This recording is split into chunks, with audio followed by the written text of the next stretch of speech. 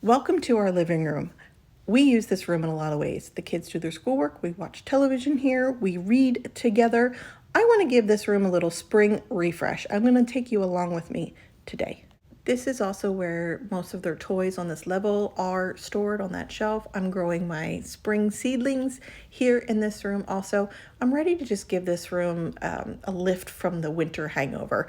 Specifically, I want to redo this area behind this seating chair. I want to add a little depth and a little coziness. This is also where I get some work done. This coffee table flips up. And when we sit here and watch TV or I'm working, we face that direction. And I want to make some changes behind that chair. I'm Erica Lucas. I make videos about slow and simple living, and I'm really glad you're here. So these bookcases are upstairs in our hallway. The kids also have bookshelves in their bedroom. So it felt dual purpose, and I thought these shelves would be great behind that chair in the living room come spring. Learning how to reuse and repurpose furniture and decoration you already own is a step towards living a little more simply. And the kids already had bookshelves in the room, so I just moved it over there. And then my husband is taking the shelves down to the living room for me, so then I can figure out what I want to put there. I have a few things in mind for these shelves that I want to store there specifically. And one of those things is definitely our read aloud for each month. I sit here and I read it, and I have to always go get the book and go. So I like the book to just live in this general area. I would also like a space for whoever's sitting in that chair to put their tea or their coffee. There's a tiny little table that's shared with the sofa next to it, and I wanted to make sure that I designated another space for someone to just put their beverages. So the first thing we decided to do was just clean out that area. My husband ran the vacuum. Generally, it wasn't really that bad. There weren't any toys back there, and he put both the shelves. We talked for a little while about whether they needed to be centered or off to the right or off to the left. And we ended up agreeing that really it needed to be centered in front of the picture that's hanging there already, because why would we move the picture that's already hung? It's fine. So I started at least putting the things I knew I wanted on there. I wanted to hide the big Hot Wheels toy sets that my son has. They were just sitting next to the chair. I wanted to put them on the shelves. And then I also really wanted to have a lamp here, except when I plugged it in, the shelf stuck out. And I wanted it flush against the wall. And I have these battery operated bulbs that I've been wanting to use. And so I tried them out for the first time, and I love it. They're really gentle to turn on and off. And then I just tucked the cord back there without plugging it in. I also knew I wanted to designate a specific space for all of our library materials, our books and our playaways. And so I set up the shelves with this brown basket that is our library returns basket. And when the kids are done with the book, they put it in the basket. That habit is already there. It's just living on this black bench in our hallway, and I don't want that anymore. This is our dog Rangy. He's a 3-year-old German Shepherd mix. He's the best. Okay, so here's how the shelves are currently living. I knew I wanted this read aloud that I keep in our homeschool space, and then I walk over that chair and read it. I knew I wanted it here. Designating a place in your home for everything that you own will actually help identify what's extra and what you want to keep. And I knew I wanted some pictures. I've been trying to add more pictures to our entire home.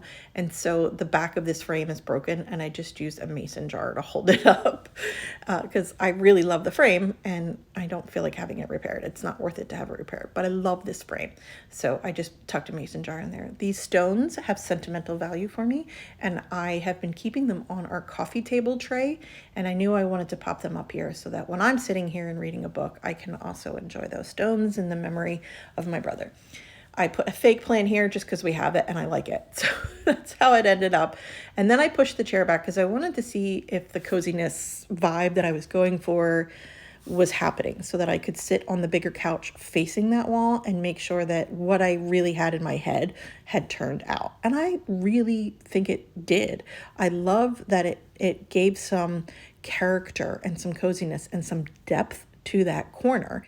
Part of simple living for me is hanging on to my cozy favorites even into the spring and summer. And even though spring is here, we still use the fireplace. It's still going to be colder for a few more months. And so I love having a lot of blankets around and using the fireplace and blankets in the morning. It's just part of our routine for waking up. So I wanted to make sure I kept enough and quite a lot of choices of blankets in the family room.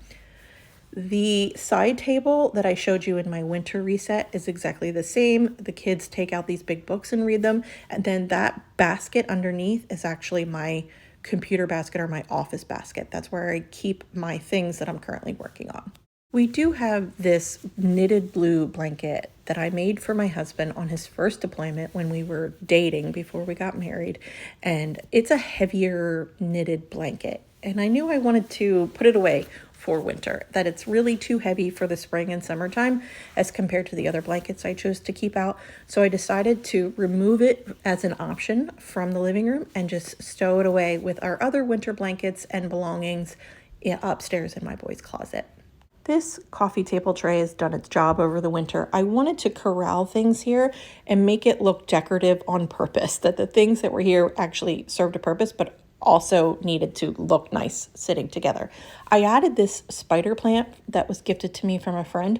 I added this here, even though I don't have like a pretty pot, I just use a bowl to water it. Their iPads have wandered in here for charging, and I don't love it. I have been wanting to change it for weeks. So I set it up in the library over by the window in a shelf because that's where they actually used to live. I'm not sure why they migrated into the living room. I just don't like the vibe of the iPads sitting there. And so I wanted to remove them, even though this is the kids' like device desk. I wanted it to be something different. I didn't want to look at that every day when we were sitting on the couch. So this coffee table is where I work. When I'm uploading videos like this one, when I'm writing blogs, I do that here. I just have my laptop. And then on the mornings that I'm actually not doing that, I do my Bible study. So one or two things happen on this lift top coffee table most every morning between the hours of 5 and 7 a.m. It's just my time. It's my quiet time to work. It's my quiet time to do Bible study. And that's what I store inside the coffee table. It's actually a storage unit for me. And I put all of my Bible study stuff inside of here. So it's all in one spot, and anything that I'm usually looking for is here. I'm currently going through the Bible recaps Bible reading plan, and I'm in Exodus right now. I started over. So I am doing that on this particular morning, even though I'm also filming, which I will be uploading later today as well. I really enjoy the quietude of the morning. It's my chance to get some things done without the noise of the children for the day, playing with their toys behind the couch. It's just something that I can sit in this room and enjoy some peace and quiet before everybody wakes up. I pop on the fireplace because it's usually pretty cold at that hour, and I can just sit here and read, work, watch TV, Bible study. Sometimes I actually spend a little bit of work on my seedlings, even though I'll do that in my kitchen. The seedlings are stored in this room.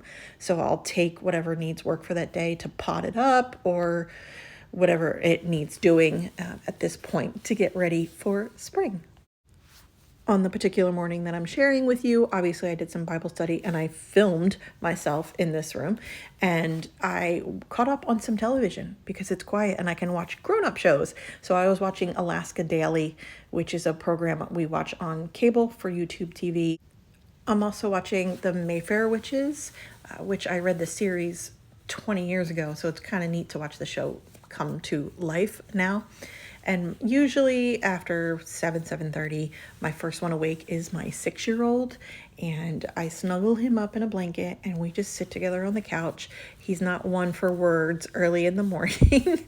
And so I just sort of spend time with him and ask him how he slept, tell him about whatever is kind of planned for the day. Ranger usually needs permission to say hello. We've been kind of working on that because he's a giant beast and he will nudge you completely until you've said hello to him.